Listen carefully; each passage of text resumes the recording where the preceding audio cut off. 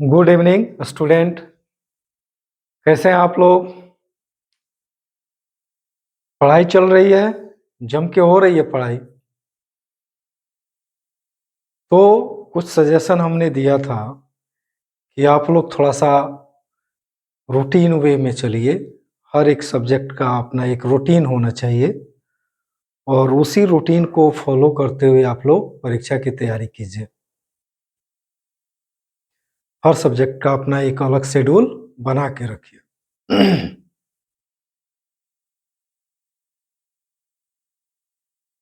तो आज हम लोग जो चैप्टर स्टार्ट करने जा रहे हैं वो आपका इनऑर्गेनिक से है और वो चैप्टर है नाइट्रोजन एंड फास्फोरस। तो नाइट्रोजन और फास्फोरस को लेने का वजह है पहले कि इस साल के लिए यह आपका जो ग्रुप है इम्पोर्टेंस रखता है और इसको एकदम बढ़िया से इसको देखने का प्रयास कीजिए, स्किप करने का कोशिश नहीं कीजिए, क्योंकि यहाँ पर हर एक टॉपिक को हम थोड़ा सा एक्सप्लेन करते हुए चलेंगे जिससे कि आप उसको समझ सकें। और इतना जरूर है कि अगर आप अपने को कंसंट्रेट करके अगर आप इसको देखते हैं, सुनते हैं, समझते हैं, तो मुझे नहीं लगता है कि आपको फिर से उसको दोबारा दोहराने की जरूरत पड़ेगी। सारे के सारे टॉपिक्स आपके दिमाग में रहेंगे, डिलीट होने वाला नहीं है। इसीलिए इसको थोड़ा सा अपने को कंसंट्रेट करके बिना स्किप किए हुए वीडियो को देखने का प्रयास करें, ट्राई करें इसको। तो आज हम लोग नाइट्रोजन और फास्फोरस, एक चीज और बात हम कहना चाहेंगे। गांव देहात में हम लोग गर्मी के दिन में, जैसे उस समय लाइट का बहुत बुरा स्थिति था, तो हम लोग क्या करते थे, रात कटना होता था, दरवाजे पे बहुत लोग रहते थे, काका चाचा सब कोई रहता था। तो हम लोग क्या बोलते थे कि ए काका कुछ कथा कहानी सुनाओ, या ये चाचा कुछ कथा कहानी सुनाओ, ऐसे होता था। इसको ध्यान से सुनिएगा। तो उसमें क्या, जब वो आदमी, वो काका या चाचा जो कहानी स्टार्ट करते थे, तो वो कहानी रात भर चलता था। ऐसा नहीं था कि 15 मिनट के बाद वो कहानी समाप्त हो जाती थी। ये कहानी आज स्टार्ट हुई तो वो पूरा रात भर चल रहा है और हम लोग पूरा पेशेंटली उसको हम लोग सुनते थे। और इतना दिमाग में रखिए कि हम लोग उस जो कहानी सुनते थे, जो कथा हम लोगों को सुनाया जाता था, उसका हर एक स्टेप हम लोगों को दिमाग में रहता था। उस कहानी को हम लोग फिर से दोबारा सुबह में कह सकते थे। तो हम लोग तो रट्टा नहीं मारे। वजह क्या हुआ कि जो कहानी 4 घंटे 5 घंटे तक वो व्यक्ति हम लोग के सामने वचा या कहानी को सुनाया, उस कहानी के हर एक चरण को हम लोगों के दिमाग में बैठा दिया। क्या वजह था जानते हैं क्या? जो कहानी कहता है या जो कथा कहानी की जो गांव में कहता है लोग, तो पहले बोलता है लोग कि हुंकार पड़ियो। हुंकार पड़ने का मतलब क्या, वजह क्या है कि अगला सुन रहा है कि नहीं, कथा कहने वाले को यह समझ में रहती है कि अगला सुन रहा है कि नहीं। तो इसका मकसद कहने का क्या है कि अगर अपने को कंसंट्रेट अगर रखा जाए और कोई व्यक्ति अगर 10 मिनट कोई बोले किसी टॉपिक पर या 20 मिनट बोले तो सारे शब्द जेहन में रहते हैं। तो इसलिए मैंने कहा कि अगर कोई यह टॉपिक अगर चल रहा है नाइट्रोजन एंड फॉस्फोरस, तो आपको अपने दिमाग को कंसंट्रेट करके रखना है, बिना स्किप किए हुए वीडियो को देखिए, मजा आएगा।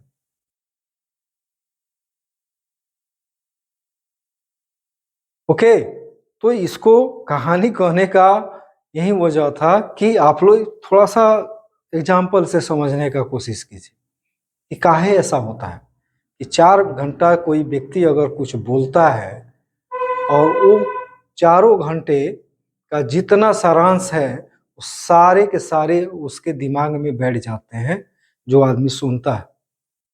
वजह क्या है?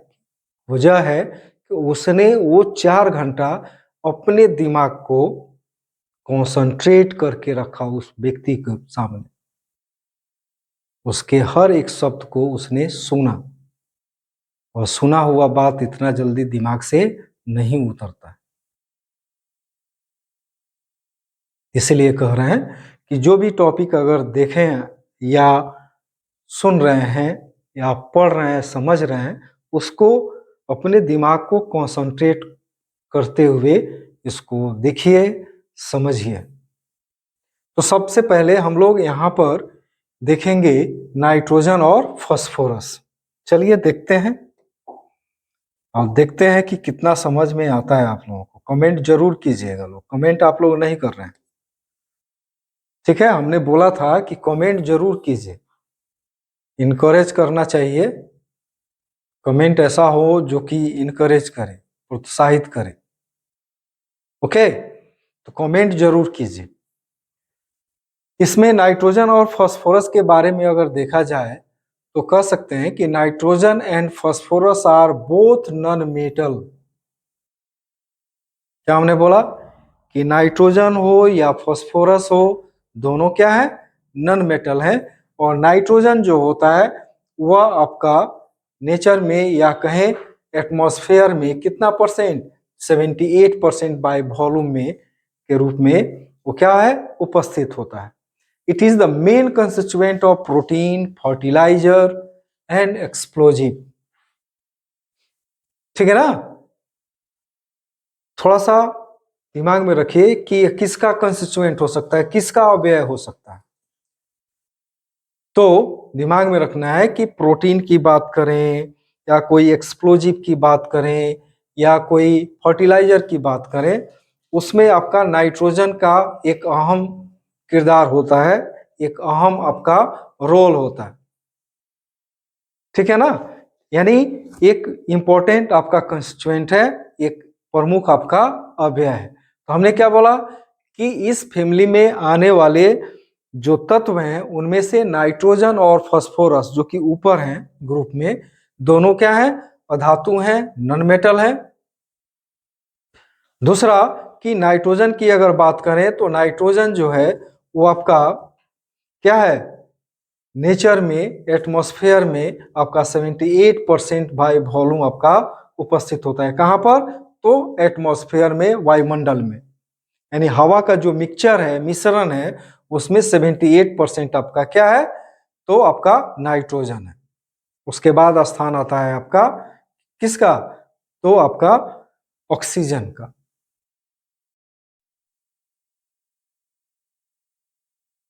ठीक है, तो हमने क्या बोला कि नाइट्रोजन और फास्फोरस जो है वो क्या है? नॉन मेटल है। दोनों क्या है? नॉन मेटल है। और ठीक है, और नाइट्रोजन जो है वो एटमॉस्फेयर में लमसम कितना? 78% बाय वॉल्यूम आपका उपस्थित है। और यह जो है प्रोटीन की बात करें या फर्टिलाइजर की बात करें या किसी एक्सप्लोजिव की बात करते हैं तो वहां पर नाइट्रोजन का उपस्थिति आपका इंपॉर्टेंस रखता है। ठीक है ना? अपना एक महत्व है इसके लिए। ठीक है ना? तो इसको ध्यान में रखना है। इसके बाद रोक ले ब्रो।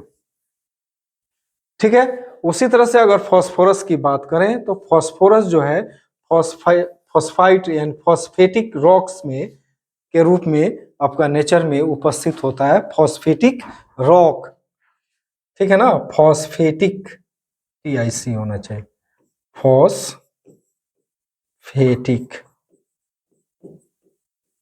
रॉक्स के रूप में यह क्या होता है, उपस्थित होता है।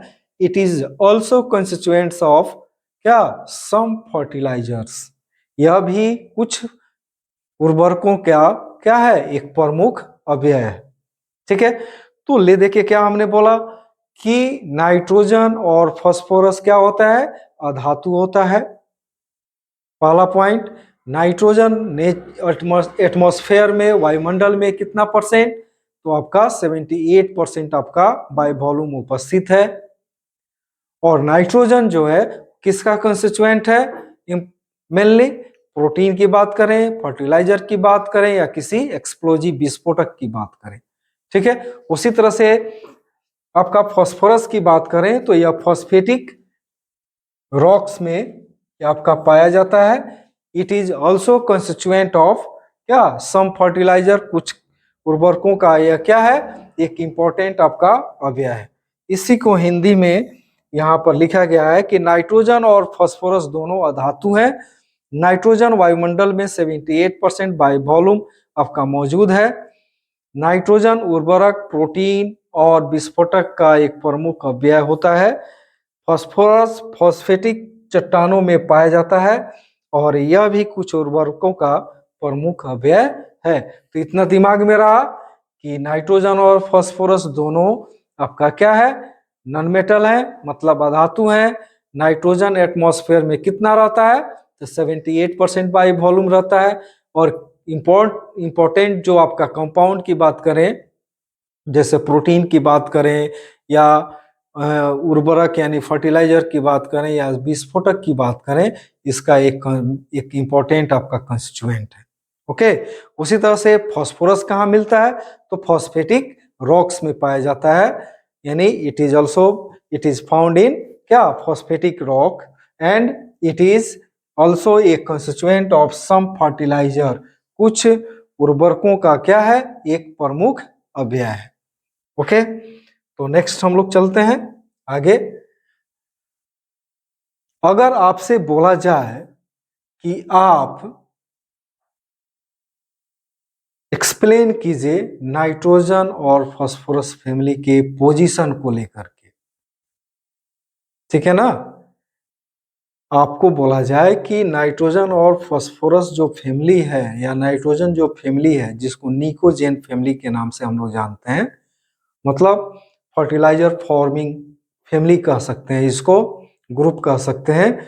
तो इसका अगर जस्टिफाई करना हो कि पीरियोडिक टेबल में इनका पोजीशन क्या है, तो सबसे पहला आधार क्या होना चाहिए, इन सारे तत्वों का, इन सारे एलिमेंट्स का इलेक्ट्रॉनिक कॉन्फ़िगरेशन देखना जरूरी है। तो आइए हम लोग इलेक्ट्रॉनिक कॉन्फ़िगरेशन देखें।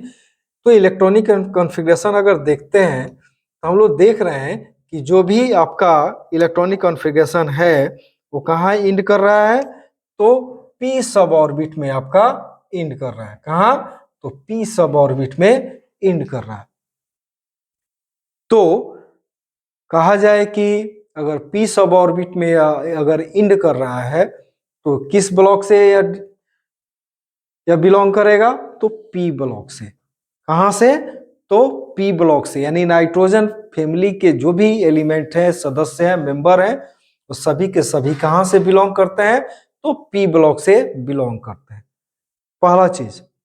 दूसरा, अगर कॉन्फ़िगरेशन करते हैं सारे तत्वों का, सभी एलिमेंट्स का, तो सभी के आउटर मोस्ट ऑर्बिट में यानी वाह्यतम कक्षा में नंबर ऑफ इलेक्ट्रॉन्स कितने हैं, देखिए तो 5 5 5 5 5, यानी 5 इलेक्ट्रॉन्स, मतलब कि वैलेंस इलेक्ट्रॉन कितना हुआ, तो 5 इलेक्ट्रॉन हुआ।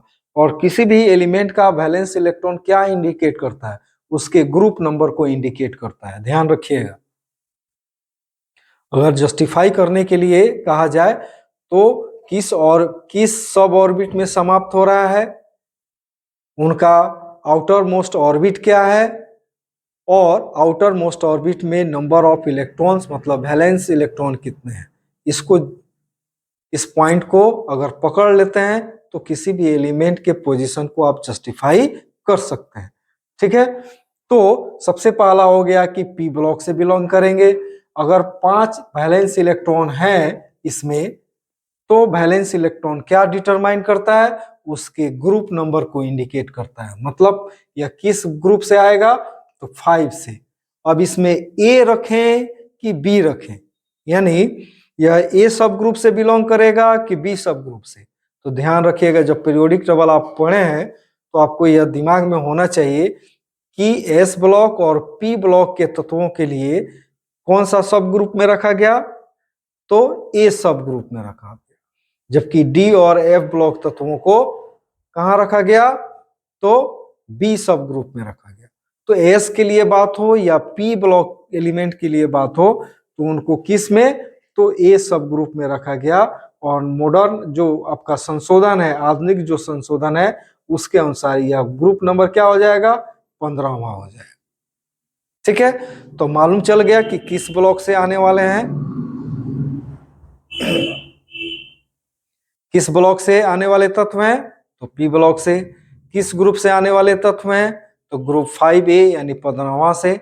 अब बात करते हैं कि स्पेशली अगर देखा जाए नाइट्रोजन और फास्फोरस, जो कि एक इंपॉर्टेंट एलिमेंट है इस ग्रुप के, तो नाइट्रोजन के केस में सेकेंड ऑर्बिट में जाके इलेक्ट्रॉनिक कॉन्फ़िगरेशन समाप्त हो रहा है, और फास्फोरस के केस में थर्ड ऑर्बिट में जाके समाप्त हो रहा है।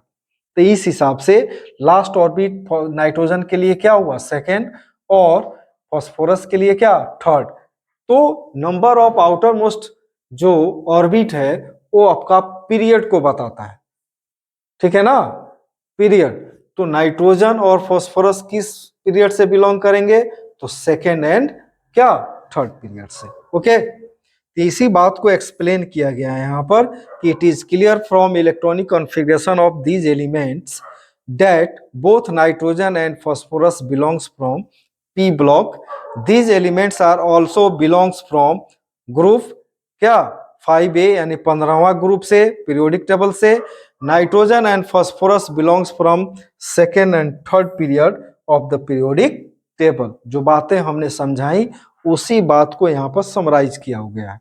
ओके, तो इस तरह से अगर जस्टिफाई करना हो नाइट्रोजन और नाइट्रोजन फैमिली को, तो क्या कह सकते हैं कि this groups are belong from P block of the periodic table, यानी आवर्त सारणी के पी ब्लॉक से आने वाले तत्व हैं। फिर कह सकते हैं कि ये कौन सा ग्रुप से बिलोंग करेंगे, तो चूंकि वैलेंस इलेक्ट्रॉन 5 है, तो इसीलिए कौन सा ग्रुप हो जाएगा, 5A यानी 15वां ग्रुप हो जाएगा। और कौन सा पीरियड से आने वाले एलिमेंट्स हैं नाइट्रोजन और फास्फोरस, तो आपका सेकेंड एंड थर्ड पीरियड से। ओके, नेक्स्ट हम लोग देखते हैं जनरल फिजिकल प्रॉपर्टीज। यानी नाइट्रोजन जो है वो तो गैसीय अवस्था में पाया जाता है, लेकिन अदर जो मेंबर्स होते हैं वो जनरली कहाँ से, सॉलिड स्टेट में पाए जाते हैं। और विशेषकर अगर फास्फोरस का अगर जिरह किया जाए, एक्सप्लेन किया जाए, तो फास्फोरस को हम लोग कह सकते हैं कि फास्फोरस जो होता है वो टेट्रा एटॉमिक मॉलिक्यूल के रूप में पाया जाता है, जबकि नाइट्रोजन जो है डाई एटॉमिक मॉलिक्यूल के रूप में पाया जाता है। ठीक है, तो यहां पर जिसमें यहां पर नाइट्रोजन की अगर बात करें,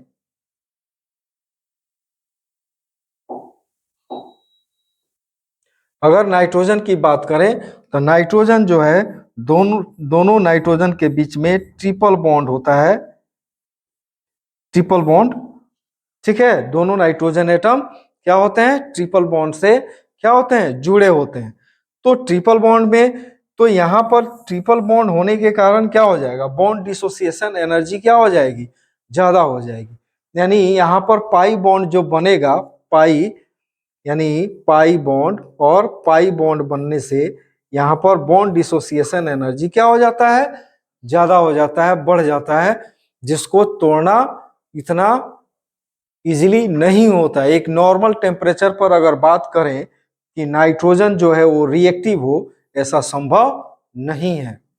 इसलिए कहा जाता है कि नाइट्रोजन जो होता है वो लेस रिएक्टिव होता है। वाई काहे? तो क्योंकि नाइट्रोजन मॉलिक्यूल में जो डाई एटॉमिक मॉलिक्यूल है उसमें दोनों नाइट्रोजन एटम क्या होते हैं, तो ट्रिपल कोवेलेंट बॉन्ड से बॉन्डेड होते हैं, जिसका बॉन्ड डिसोसिएशन एनर्जी काफी हाई होती है, जिसके कारण रूम टेम्परेचर पर या एक सामान्य ताप पर इसके बंधन या बंध जो होते हैं, बॉन्ड जो होते हैं वो नहीं डिसोसिएट होते हैं, ताकि वो एक नया बॉन्ड नया बना सके। ठीक है ना? तो यही कारण है कि नाइट्रोजन जो होता है क्या होता है, जनरली इनर्ट कह सकते हैं इसको। ठीक है ना? इनर्ट नेचर, यही कारण है। इसको एक्सप्लेन करना हो तो क्या कहेंगे कि नाइट्रोजन सामान्यतः क्या होता है, डाइएटॉमिक अणु के रूप में या मॉलिक्यूल के रूप में उपस्थित होता है नेचर में, जिसमें दोनों nitrogen atom triple covalent bond से जुड़े होते हैं, और ये बॉन्ड जो है जिसका बॉन्ड डिसोसिएशन एनर्जी काफी हाई होने के कारण यह रूम टेम्परेचर पर या एक सामान्य ताप पर नहीं डिसोसिएट होता है, जिसके कारण यह क्या होता है, अक्रिय बना रहता है।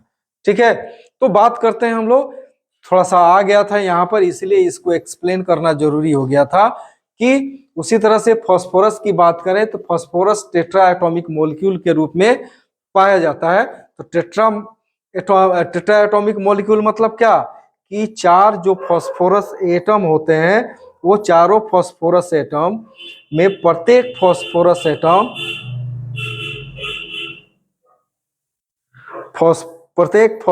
एटम जो होता है वो 3 फास्फोरस एटम से क्या होता है, सिंगल कोवैलेंट बॉन्ड से जुड़ा हुआ होता है। ठीक है, क्या होता है, 3 आपका अदर फास्फोरस एटम से क्या होता है, जुड़ा हुआ होता है, इसलिए क्या होता है, टेट्रा एटॉमिक मॉलिक्यूल के रूप में पाया जाता है। ओके, तो क्या कह सकते हैं कि नाइट्रोजन गैस है जबकि दूसरे सदस्य क्या है, ठोस है। नाइट्रोजन जो है, नाइट्रोजन एक द्विपरमाणु अणु है, जबकि फास्फोरस टेट्रा एटॉमिक अणु होता है, जिसमें प्रत्येक फास्फोरस परमाणु 3 अन्य परमाणु के साथ एकल सहसंयोजक बंध से बंधित होते हैं। जो हमने एक्सप्लेन किया, समझाया, उसको दिमाग में रखिए, उसके सहारे आप इनको क्या कर सकते हैं, एक्सप्लेन कर सकते हैं। ओके, तो नेक्स्ट हम लोग देखते हैं, सबसे पहला हम लोग देखें एटॉमिक रेडियस। ठीक है ना, एटॉमिक प्रॉपर्टीज की बात करें तो सबसे पहला आता है एटॉमिक रेडियस की बात करें या आयनिक रेडियस की बात करें। तो आप जब पीरियोडिक टेबल पढ़े होंगे तो आपको समझाया गया होगा, जब ट्रेंड आप पढ़े होंगे पीरियोडिक ट्रेंड, तो सबसे पहला पॉइंट आया होगा atomic radius and atomic ionic radius. तो एटॉमिक रेडियस की जब बात करते हैं तो क्या ट्रेंड है कि अगर ग्रुप में ऊपर से नीचे आते हैं,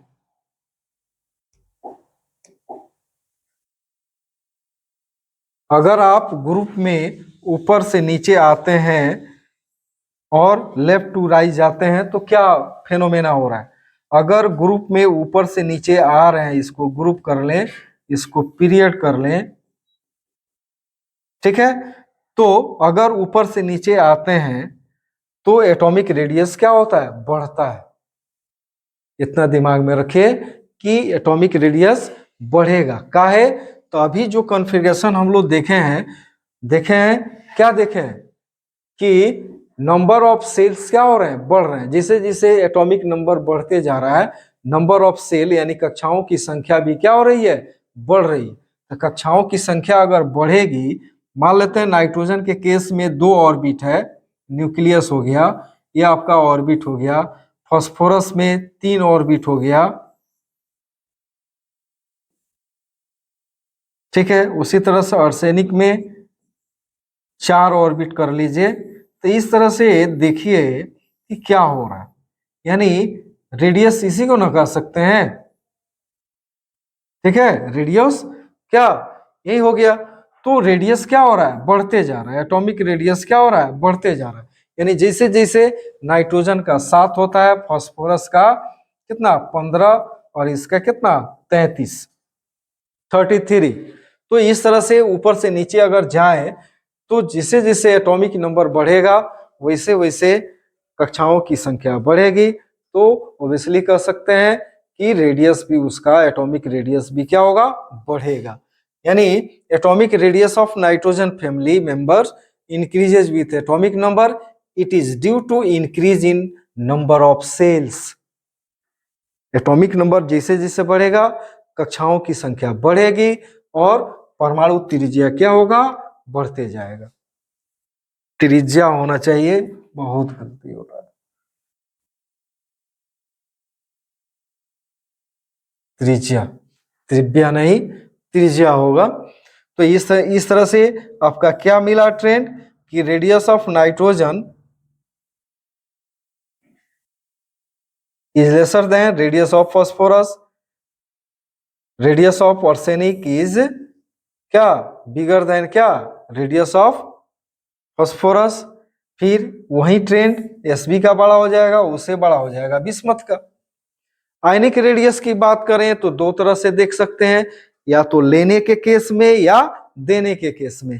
अगर कोई एटम अगर इलेक्ट्रॉन लेता है तो वो क्या होता है निगेटिवली चार्ज होता है, यानी एनायन बनाता है, और जब देता है तो पॉजिटिवली चार्ज होता है।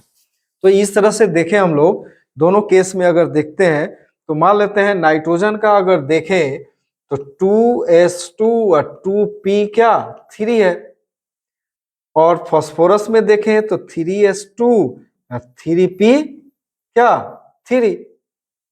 तो इसके वायतम कक्षा में कितना है 5 इलेक्ट्रॉन है, 5 इलेक्ट्रॉन है। ओके, तो अगर लेता है तो 3 इलेक्ट्रॉन लेगा, तो इस पर आयनिक जो रेडियस होगा वो क्या हो जाएगा, इस पर सभी में क्या हो जाएगा रेडियस आपका वहीं रह जाएगा, वहीं ट्रेंड रह जाएगा। आपका रेडियस ऑफ नाइट्रोजन जो है वो क्या हो जाएगा, क्योंकि लेने के बावजूद इसमें 3 ऑर्बिट है, यहाँ पर कितना 2 ऑर्बिट है। उसी तरह से आर्सेनिक की बात करें 4s 4p3, अगर लेता भी है तो नंबर ऑफ सेल्स कांस्टेंट है, इस हिसाब से आयनिक रेडियस भी क्या होगा जस्ट एटॉमिक रेडियस का जैसा आपको लगेगा, यानी रिजेंबल होगा, वही ट्रेंड हो जाएगा। अगर देता भी है तो 5 इलेक्ट्रॉन दे दिया तो इसमें फर्स्ट ऑर्बिट रह गया, इसमें दे दिया तो सेकेंड ऑर्बिट रह गया इसमें, ठीक है ना, सेकेंड ऑर्बिट तक रह जाएगा यहाँ पर 2s2 2p3।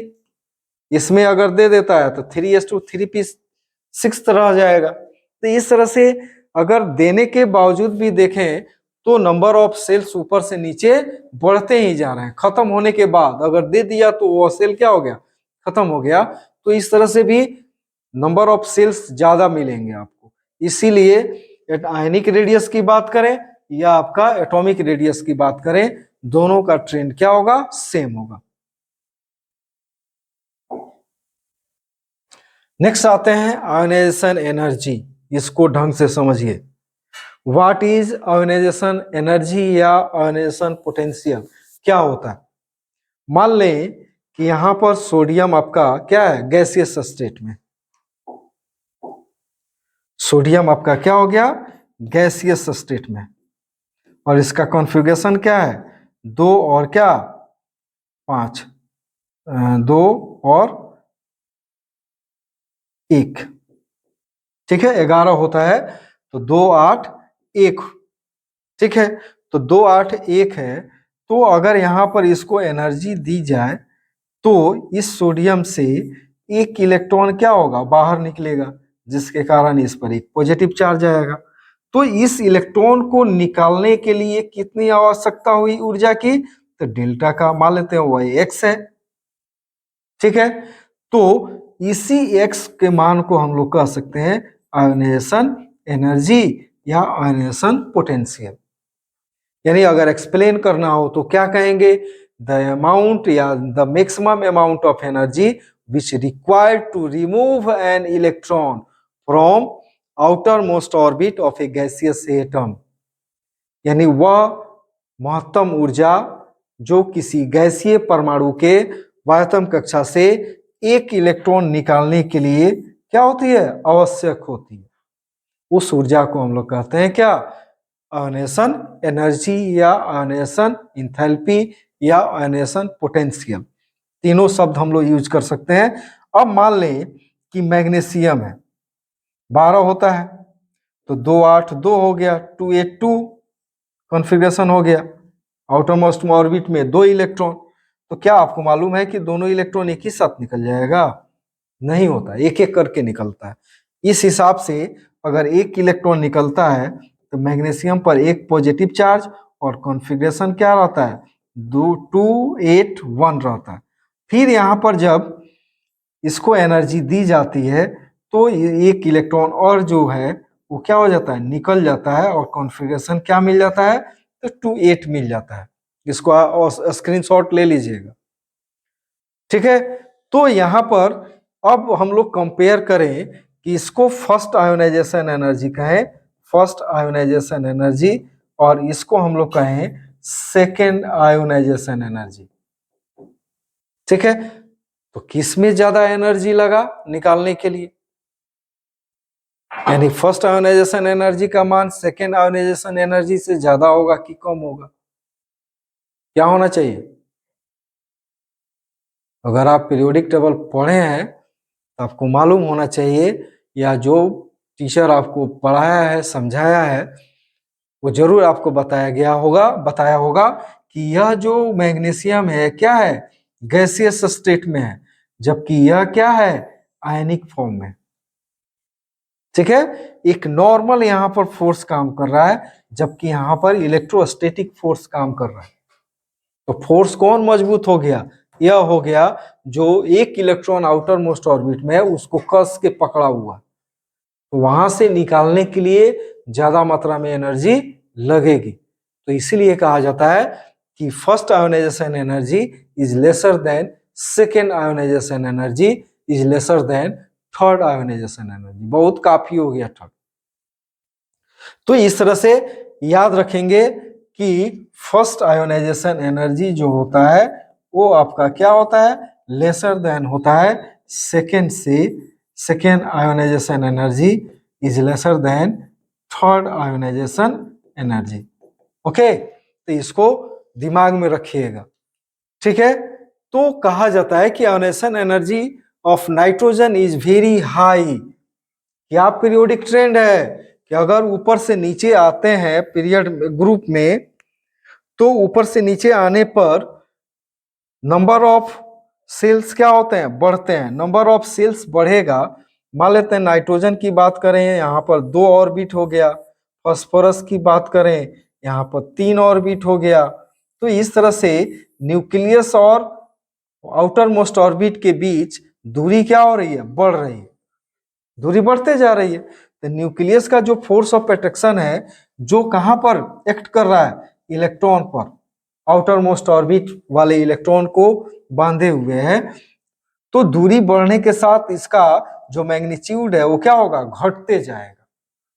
तो होगा क्या, जिससे जिससे दूरी बढ़ेगी, जिससे जिससे यह दूरी बढ़ते जाएगी, ठीक है, इलेक्ट्रॉन पर जो न्यूक्लियस का फोर्स ऑफ अट्रैक्शन है उसका जो मैग्नीट्यूड है, जो परिमाण है, वो क्या होगा, घटता चला जाएगा, जो इजी बनाएगा उस इलेक्ट्रॉन को बाहर निकलने में।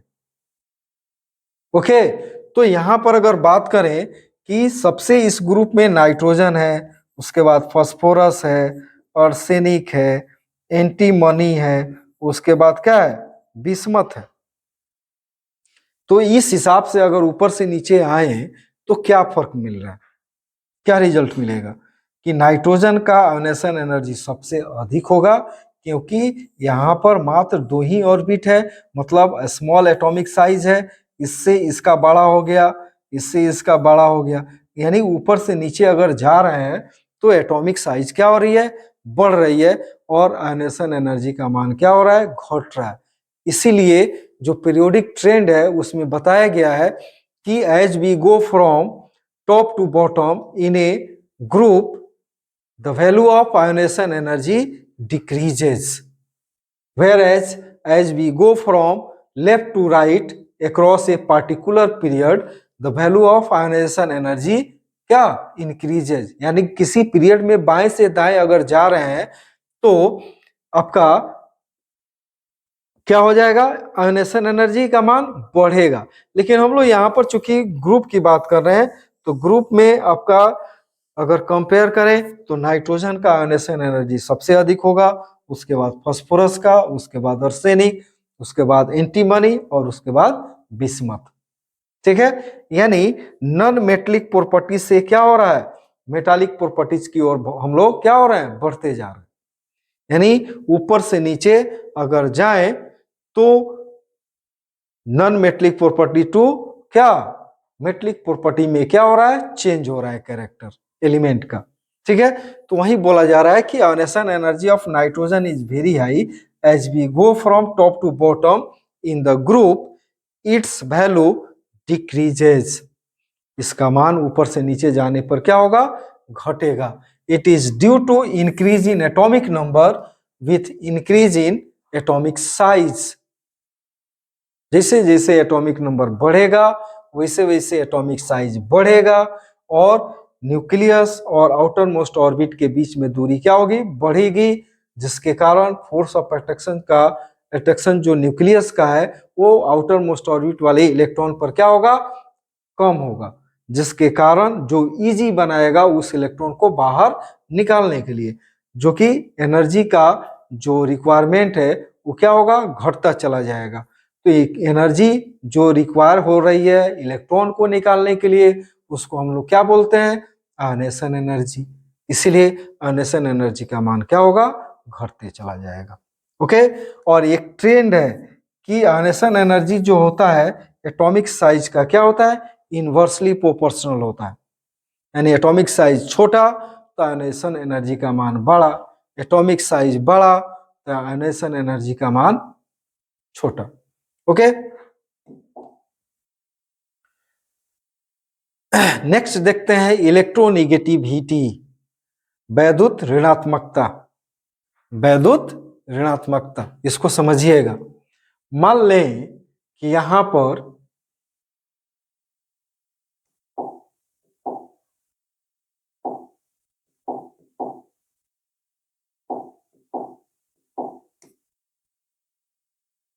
मान लें कि यहां पर हाइड्रोजन और क्या है, क्लोरीन है।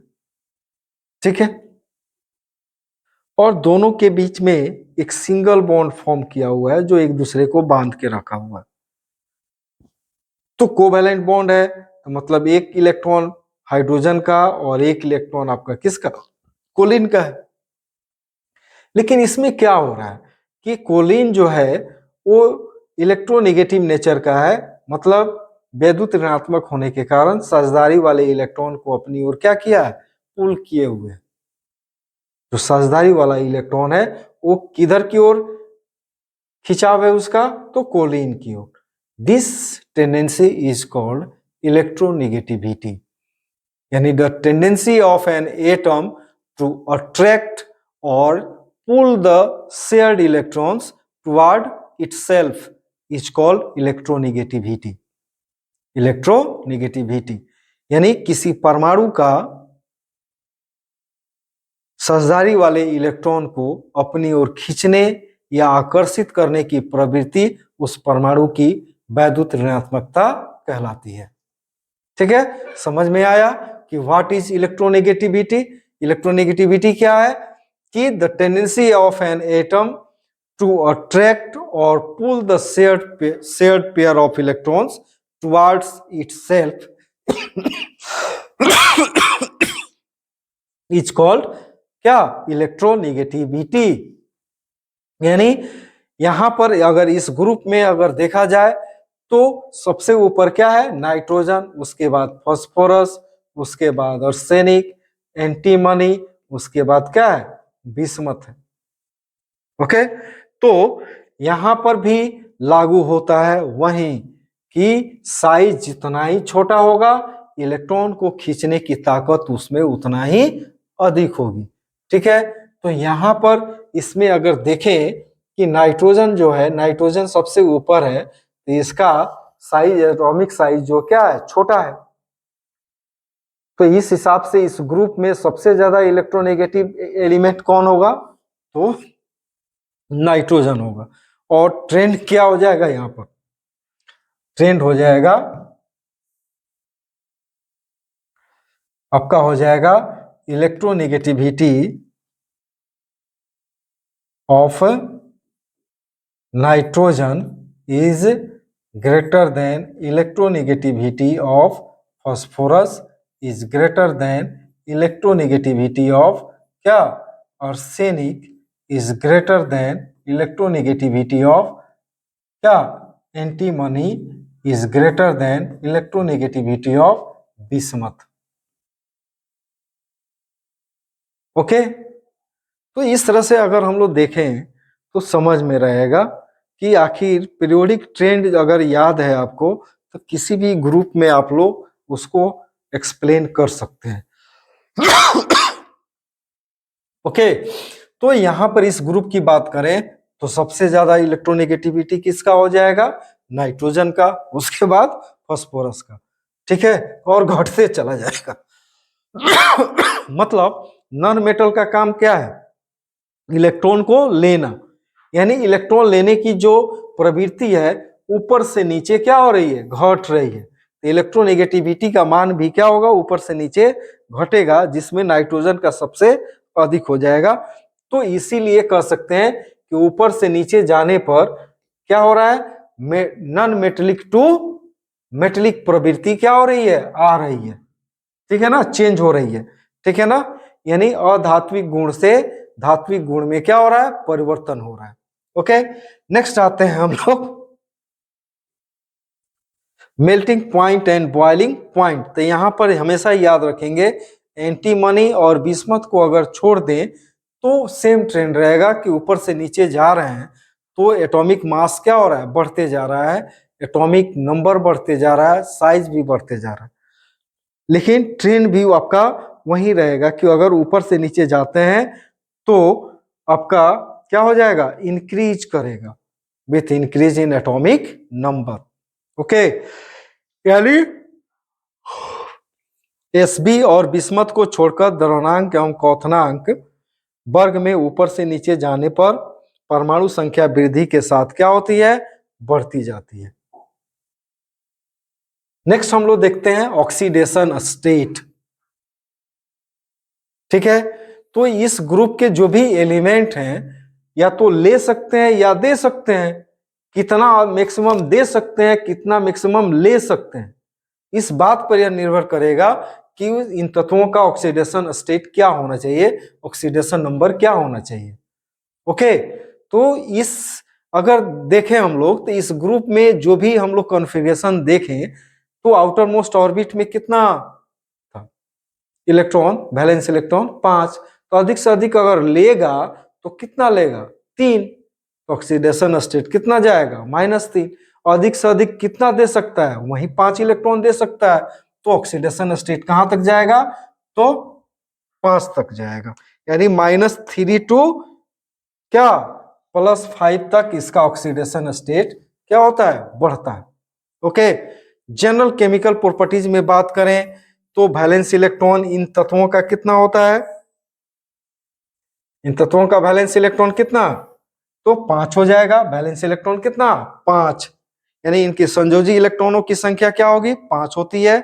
All elements combine with metal to form compound in which the oxidation number is क्या? -3। क्या हमने बोला कि अगर ये तत्व धातु के साथ, मेटल के साथ अगर कंबाइन करते हैं तो ये कौन सा ऑक्सीडेशन नंबर को शो करेंगे? -3। जैसे मान लें कि यहां पर अगर मेटल के रूप में यहां पर Mg लें तो Mg3N2 हो जाएगा। तो मैग्नीशियम का कितना ऑक्सीडेशन स्टेट हो जाएगा? तो +2। चूंकि यह सेकेंड ए ग्रुप से आता है तो +6 हो गया। इसका कितना हो जाएगा? -6। तो एक नाइट्रोजन का कितना हो जाएगा? -3। उसी तरह से Na3P की बात करें सोडियम फॉस्फाइड की बात करें तो यहाँ पर सोडियम का फर्स्ट ए ग्रुप से बिलोंग करता है, तो 3 गो है तो +3 हो गया, तो इस पर क्या हो जाएगा -3। समझ में आया कि अगर ये एलिमेंट अगर मेटल के साथ अगर कंबाइन करते हैं, कंपाउंड बनाते हैं, तो इनमें कौन सा ऑक्सीडेशन स्टेट को शो करेंगे, तो -3 ऑक्सीडेशन स्टेट को शो करेंगे। ओके,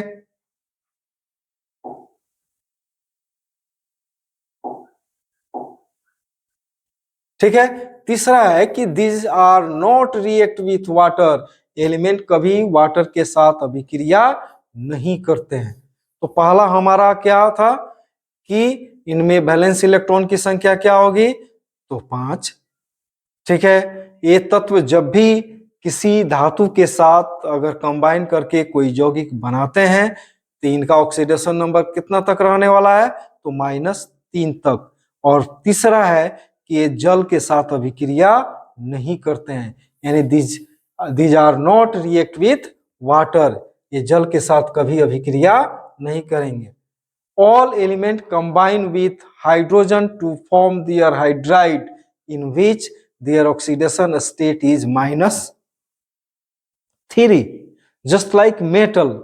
चूंकि हाइड्रोजन क्या होता है, इलेक्ट्रोपॉजिटिव माना जाता है, और यहाँ पर चूंकि हाइड्रोजन की बात करें और नाइट्रोजन की बात करें तो हाइड्रोजन जो है नाइट्रोजन से लेस रिएक्टिव है, तो कभी भी यह क्या होगा, पॉजिटिव नेचर को शो करेगा, इलेक्ट्रोपॉजिटिविटी को, और नाइट्रोजन जो है इलेक्ट्रोनेगेटिविटी को शो करेगा। ठीक है, तो यहां पर जब भी इसका ऑक्सीडेशन स्टेट होगा वो क्या होगा, माइनस में, हाइड्रोजन का प्लस में। तो कौन सा हाइड्राइड बनाएगा, जैसे हाइड्रोजन है तो NH3, PH3, ASH3, ऐसे हाइड्राइड आपका ये बनाते हैं। तो इनका ऑक्सीडेशन स्टेट देखें तो यहाँ पर भी -3, यहाँ पर भी -3, यहाँ पर भी -3। ओके, तो इस तरह से दिमाग में रखिए कि अगर हाइड्रोजन के साथ भी अगर करता है तो हाइड्रोजन के इलेक्ट्रोपॉजिटिव मानो ना, जस्ट लाइक मेटल, मेटल भी इलेक्ट्रोपॉजिटिव होता है। ठीक है, तो यहाँ पर हाइड्रोजन के साथ जब करेगा तो यहाँ पर भी यह कौन सा ऑक्सीडेशन स्टेट को दिखाने वाले हैं, तो -3। और इनका जो हाइड्राइड है उनका जो स्टेबिलिटी का जो ऑर्डर है वो आपका जैसे जैसे ऊपर से नीचे जाते हैं आपका स्टेबिलिटी जो होती है वो क्या होती है, बढ़ती जाती है। स्टेबिलिटी क्या होगी, बढ़ती जाएगी। ओके, नेक्स्ट हम लोग देखते हैं nitrogen family form their oxide of formula M2O3 and M2O5। यानी नाइट्रोजन जो परिवार है अपना ऑक्साइड जो है 2 फॉर्मूला वाला ऑक्साइड बनाते हैं, M2O3 और M2O5। जैसे N2O3, P2O3, AS2O3, Sb2O3, Bi2O3। यहाँ पर N2O5, P2O5, AS2O5, Sb2O5, bismuth 2O5। ठीक है, तो यहां पर हम लोग फिर से एक बार रिवाइज करेंगे। सबसे पहला जो केमिकल प्रॉपर्टीज है उसमें सबसे पहला क्या है, तो वैलेंस इलेक्ट्रॉन कितना है, 5। दूसरा कह सकते हैं अगर ये धातु मेटल के साथ अगर रिएक्ट करते हैं तो कंपाउंड जो बनेगा उसमें इनका ऑक्सीडेशन नंबर कितना होगा, -3। हाइड्रोजन के साथ अगर हाइड्राइड बनाते हैं अपना, जैसे नाइट्रोजन जो है NH3 बनाया, फॉस्फोरस PH3 बनाया, आर्सेनिक ASH3 बनाया, उसमें इनका ऑक्सीडेशन नंबर भी क्या होगा, -3 होगा, और ये जल के साथ अभिक्रिया नहीं करेंगे। ठीक है, नेक्स्ट है कि nitrogen family form their oxide of formula M2O3 और M2O5। 2 तरह के ऑक्साइड बनाते हैं, यानी M2O3 वाला और M2O5 वाला। All elements form their halides of formula MX3 and MX5। 2 तरह से NCl3 PCl3, AsCl3, SbCl3 और BiCl3। अगर हैलाइड की बात करें तो पेंटाहैलाइड की बात करें तो NCl5 की कल्पना आप नहीं कर सकते हैं। यानी NCl5 की बात करें और PCl5 की बात करें, यह क्वेश्चन आपका बिहार बोर्ड में पूछा जा चुका है कि PCl5 is known but NCl5 is not. यानी यह ज्ञात है PCl5 जबकि NCl5 ज्ञात नहीं है। क्या रीजन? NCl5 होने का मतलब हो गया कि नाइट्रोजन अपने वैलेंसी को 3 से बढ़ा के क्या किया? 5 तक किया। ठीक है, तो 5 तक करने के लिए क्या होना चाहिए? P के बाद क्या होना चाहिए? D ऑर्बिटल होना चाहिए। तो नाइट्रोजन में D ऑर्बिटल अवेलेबल नहीं होता है, जिसके कारण नाइट्रोजन अपने वैलेंसी को 5 तक नहीं बढ़ा सकता है। जबकि फास्फोरस की बात करें तो फास्फोरस का इलेक्ट्रॉनिक कॉन्फ़िगरेशन कीजिएगा तो 3s2 3p3 और थर्ड ऑर्बिट स्टार्ट हो गया तो D ऑर्बिटल तो होना ही है। तो इसलिए अपने उस वैलेंसी को एक्सपेंड करके 5 तक कर सकता है फास्फोरस, जबकि नाइट्रोजन नहीं कर सकता है। इसीलिए PCl5 पॉसिबल है लेकिन NCl5 पॉसिबल नहीं है। ओके, यह क्वेश्चन पूछा जा चुका है, दिमाग में रखिएगा इसको। नेक्स्ट है कि all elements form their sulphide, सभी तत्व अपना सल्फाइड भी बनाते हैं, जैसे P2S5, AS2S5, Sb2S5, BiS5। Okay, next हम लोग देखते हैं नाइट्रोजन की बात करें हम लोग, स्पेशली आज हम लोग नाइट्रोजन की बात करने वाले हैं। नाइट्रोजन, अमोनिया और HNO3 तीन गो है, तीनों में से एगो रहेगा, दिमाग में रख लीजिए इस बात को। नाइट्रोजन, अमोनिया एंड HNO3 अगर नहीं रहा तो कम से कम HNO3 का रिएक्शन आपका कॉपर के साथ और जिंक के साथ जरूर दे सकता है। ठीक है ना, तो दिमाग में रखिए अमोनिया एंड नाइट्रिक एसिड दो, और तीसरा आपका क्या है? नाइट्रोजन, जो कि हम लोग नेक्स्ट क्लास, नेक्स्ट जो वीडियो है उसमें हम लोग देखेंगे क्या नाइट्रोजन का कुछ प्रॉपर्टीज देखेंगे। उसके बाद हम लोग देखेंगे क्या अमोनिया, अमोनिया का प्रॉपर्टीज देखेंगे, उसका कुछ रिएक्शन भी देखेंगे, और विशेषकर हम लोग देखेंगे HNO3। और आसान है, एक बार वीडियो को देखिए और ध्यान से सुनिए, आपके जेहन में, आपके दिमाग में बैठ जाएगा। ठीक है ना, एक एक चीज एक्सप्लेन करके आदमी चल रहा है। ओके, तो स्किप नहीं करना है। तो यहां पर नाइट्रोजन की बात करें तो क्या हमने कहा कि nitrogen is the most important constituent of air.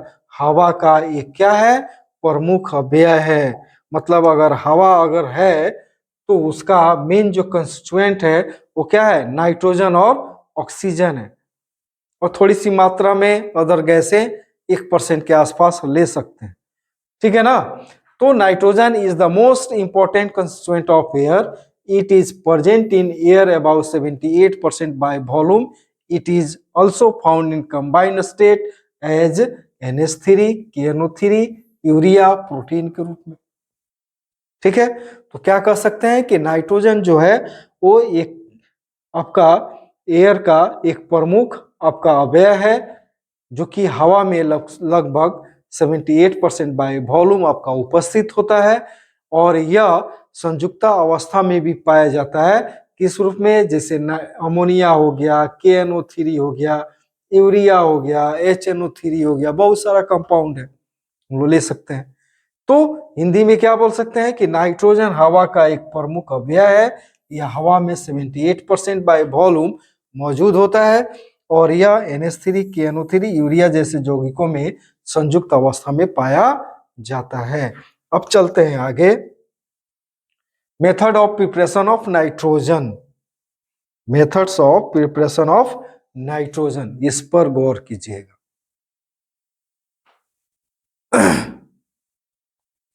अगर इसको नेचुरली अगर लेना है, इजी वे में लेना है, तो हम लोग कहाँ से ले सकते हैं? पूरा भरा हुआ है एयर, जिसमें 78% वॉल्यूम आपका परसेंट बाय वॉल्यूम आपका एयर क्या है? उपस्थित पूरा है।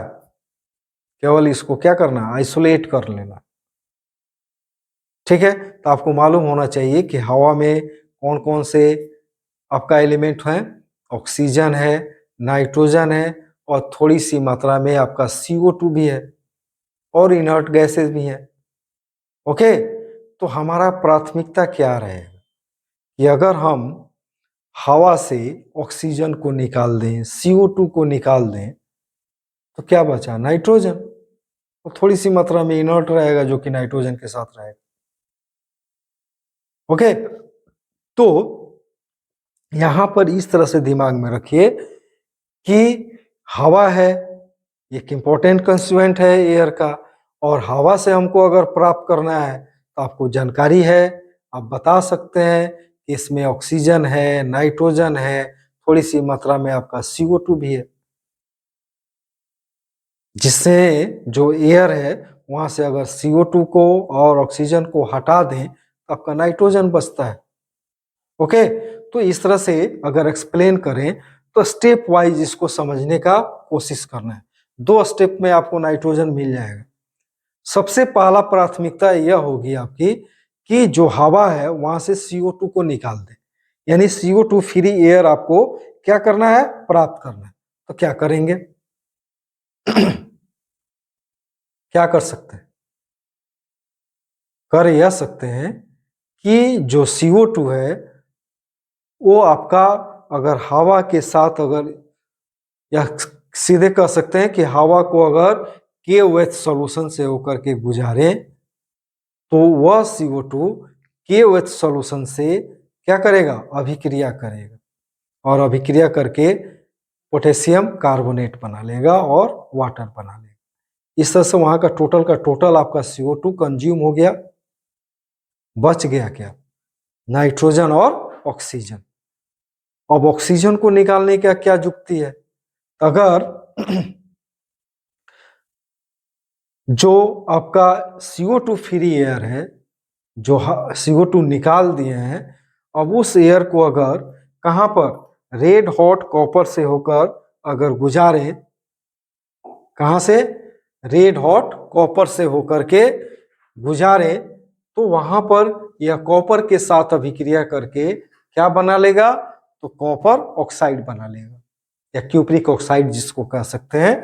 इस तरह से ऑक्सीजन खत्म हो गया, निकल गया। अब क्या बचा? नाइट्रोजन बचा, और 10% के आसपास आपका इनर्ट गैसेस वहां पर रह जाएंगे, 1%। तो इस तरह से हम लोग यहाँ पर एयर से नाइट्रोजन को निकाल सकते हैं। तो एक्सप्लेन कैसे करेंगे? तो कह सकते हैं कि हम जानते हैं कि हवा में मुख्यतः नाइट्रोजन, ऑक्सीजन और थोड़ी सी मात्रा में CO2 मौजूद होते हैं। सबसे पहले हवा को CO2 मुक्त करने के लिए हवा को KOH विलयन से होकर के गुजारा जाता है, जहां पर KOH विलयन के साथ CO2 अभिक्रिया करके पोटेशियम कार्बोनेट बना लेती है। अब जो CO2 फ्री एयर मिलता है, अब उसको रेड हॉट कॉपर से होकर के गुजारेंगे, जहां पर वह कॉपर के साथ अभिक्रिया करके कॉपर ऑक्साइड बना लेता है। इस प्रकार जो शेष बच गया उसमें आपका नाइट्रोजन रहता है, और वहां पर आपका इनर्ट गैसें वहां पर उपस्थित होती है। तो उसको क्या करते हैं? वाटर के ऊपर उसको क्या किया जाता है? इकट्ठा कर लिया जाता है, कंटेनर में जमा कर लिया जाता है, संग्रहित कर लिया जाता है। यही आपका कॉन्सेप्ट है। तो तो पहला क्या है? Nitrogen and nitrogen and oxygen are present in air mainly. A little amount of CO2 is also present. First of all, air is made free from CO2. For this, air is passes through क्या? KOH solution. where CO2 present in air combine with KOH to form K2CO3 and water. Okay, यानी सबसे पहले हमारा काम क्या होगा कि सबसे पहले हवा को CO2 मुक्त किया जाता है और इसके लिए हवा को KOH विलयन से होकर के प्रवाहित किया जाता है, जहां हवा में उपस्थित CO2 KOH के साथ संयोग करके K2CO3 और जल देता है। यहाँ पर आपको रिएक्शन दिया हुआ है। ओके, रिएक्शन आपको यहाँ पर दिया हुआ है। यहाँ पर नेक्स्ट हम लोग देख लेंगे। अब क्या करेंगे कि now CO2 free air is passes through red hot copper, doing such O2 present in air combine with copper two form copper oxide. यानी CO2 फ्री एयर को लाल तप्त Cu से प्रवाहित किया जाता है। ऐसा करने पर हवा में मौजूद O2 Cu से संयोग करके कॉपर ऑक्साइड बनाता है और इसका आपका रिएक्शन यहाँ पर दिया हुआ है। ओके, यानी 2Cu plus 2O2 2CuO plus O2 free air. तो आपका उसको छोड़ देंगे, यह आपका हो जाएगा। यहाँ पर 2 लगाने की जरूरत नहीं है, यहाँ पर भी 2 लगा सकते हैं। ठीक है, यहाँ पर नहीं लगेगा, ये आपका गलत है। कोफिशिएंट जो 2 लगा है वो लगाने की आवश्यकता नहीं है, क्योंकि जो जिसने टाइपिंग किया है वो इस O2 को भी गिन लिया है, तो उस अनुसार बैलेंस कर दिया। इसको समझने की जरूरत है। यहाँ पर जो कोफिशिएंट 2 है वो नहीं लगेगा, इसलिए वो चूंकि बैलेंस हो जाएगा आपका बिना कोफिशिएंट के। Now nitrogen present in air is collected over water, thus nitrogen is obtained containing 10% inert gas. Okay, तो हमारा सबसे पहला स्टेज क्या कैसे एक्सप्लेन करेंगे कि air contains mainly nitrogen and oxygen and a little quantity of CO2 is also present. First of all air is made क्या CO2 free. ठीक है, for this air is passes through KOH solution where CO2 present in the air combine with KOH solution to give K2CO3 and water. Now CO2 free air is passes through कहाँ पर red hot copper where oxygen combine with copper to form copper oxide. Clear, यही explain कर देना है। तो इस तरह से इस प्रोसेस को हम लोग याद रखेंगे। 3 स्टेप। पहला स्टेप में CO2 को निकालना है, तो CO2 को कैसे निकालेंगे, हवा को केवल सॉल्यूशन से होकर के गुजारेंगे। ठीक है, CO2 फ्री एयर मिल गया। अब आपको ऑक्सीजन को निकालना है, तो सेकेंड स्टेप में क्या करेंगे, रेड हॉट कॉपर से होकर के गुजारेंगे, तो CO2 आपका ऑक्साइड फॉर्म में चला जाएगा, कॉपर ऑक्साइड फॉर्म में। इस तरह से जो बचेगा वो नाइट्रोजन बचेगा, जिसको ओवर वाटर आप कलेक्ट कर सकते हैं। अब हम लोग नाइट्रोजिनस कंपाउंड से, यानी जो कंपाउंड फॉर्म में अगर नाइट्रोजन है तो उसको कैसे हम लोग प्राप्त करेंगे। सबसे पहला है अमोनिया से।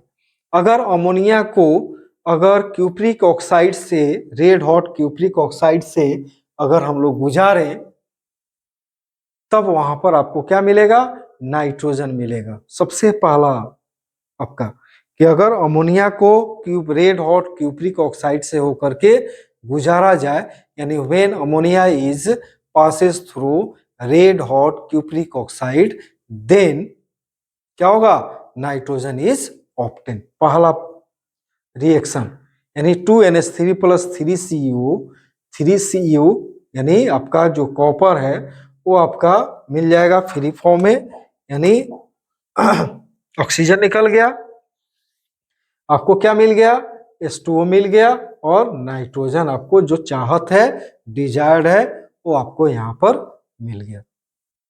दूसरा जो है कि अगर अमोनिया को हवा में एक्सप्लोड करे, जलाएं, अगर जलाते भी हैं तो वहां पर आपको नाइट्रोजन मिलेगा। ठीक है, क्या मिलेगा? 4NH3 plus O2 6H2O plus 2N2। Okay, 2 nitrogen molecule यहां पर आपको प्राप्त होगा। दूसरा हो गया, तो याद रखिएगा पहला क्या कि अगर अमोनिया को क्या किया जाए, रेड हॉट क्यूप्रिक ऑक्साइड से गुजारे तो आपको नाइट्रोजन मिलेगा। रिएक्शन याद रखना है। दूसरा कि अगर अमोनिया को हवा के उपस्थिति में एक्सप्लोड करें यानी हवा में जलाएं तो आपको नाइट्रोजन प्राप्त होगा। ठीक है, अब नेक्स्ट देखते हैं। When a mixture of conc NH3 and bleaching powder is heated, then nitrogen is obtained। क्या बोला गया कि अगर अमोनिया और ब्लीचिंग पाउडर के मिश्रण को अगर गर्म करते हैं तब आपको क्या मिलेगा? नाइट्रोजन मिलेगा, जिसको हम लोग यहाँ पर रिएक्शन के माध्यम से हम लोग दिखा सकते हैं। यानी क्या? तो 2NH3 प्लस 3OClCl आपका क्या हो जाएगा? कैल्शियम क्लोराइड H2O प्लस क्या? N2 आपको मिल जाएगा। तीसरा है कि अगर क्लोरीन को क्या किया जाए, कॉन्क सोल्यूशन ऑफ NH3 में क्या किया जाए? प्रवाहित करें, यानी रिएक्ट करेगा। अगर क्लोरीन जो है वो आपका क्या? कॉन्क सोल्यूशन ऑफ NH3, तो वहां पर क्या देगा? नाइट्रोजन देगा, क्योंकि यहाँ पर आपका रिएक्शन के माध्यम से यहाँ पर आपको दिखाया गया है कि जो कैल्शियम क्लोराइड होगा यानी ब्लीचिंग पाउडर होगा वो क्या देगा? आपका क्लोरीन देगा, और वो क्लोरीन आपका क्या करेगा? NH3 से अभिक्रिया करके नाइट्रोजन देगा और HCl देगा, और वहीं आपका अमोनिया फिर वहीं HCl से अभिक्रिया करके NH4Cl देगा, और फाइनली आपको क्या मिलेगा? 8NH3 प्लस 3Cl2 क्या मिला? N2 plus 6NH4Cl। अब चलिए दोहराते हैं। सबसे पहला जो था वो क्या था? अमोनिया को क्या किया गया? रेड हॉट क्यूप्रिक ऑक्साइड से होकर के गुजारा गया। मतलब when ammonia is passes through red hot cupric oxide then nitrogen is obtain. पहला पॉइंट याद रखिए, पहला रिएक्शन। दूसरा कहा गया कि when ammonia is exploded in air then nitrogen is obtain. अगर अमोनिया को हवा के उपस्थिति में जलाते हैं तब भी आपको क्या मिलेगा? नाइट्रोजन मिलेगा। तीसरा बोला गया कि अगर मिक्सचर किसका? कॉन्क NH3 और ब्लीचिंग पाउडर के मिश्रण को अगर क्या किया जाए? अगर गर्म किया जाए तब वहां पर आपको क्या मिलेगा? नाइट्रोजन मिलेगा। ठीक है, रिएक्शन तो याद रखना पड़ेगा। नेक्स्ट है कि अगर कॉन्क NH3 यानी क्लोरीन जो है कॉन्क NH3 के साथ अभिक्रिया करके क्या देगा? नाइट्रोजन देगा। यानी कै गो रिएक्शन हुआ? चार गो रिएक्शन याद रखिए। और यह इसमें से जो 4 रिएक्शन है इसमें से 2 आपसे पूछा जा चुका है व्हाट हैपेंस में। अब इसी से समझिए। ठीक है, तो इसको नजरअंदाज नहीं करना है, इस रिएक्शन को, फायदे है। ठीक है ना?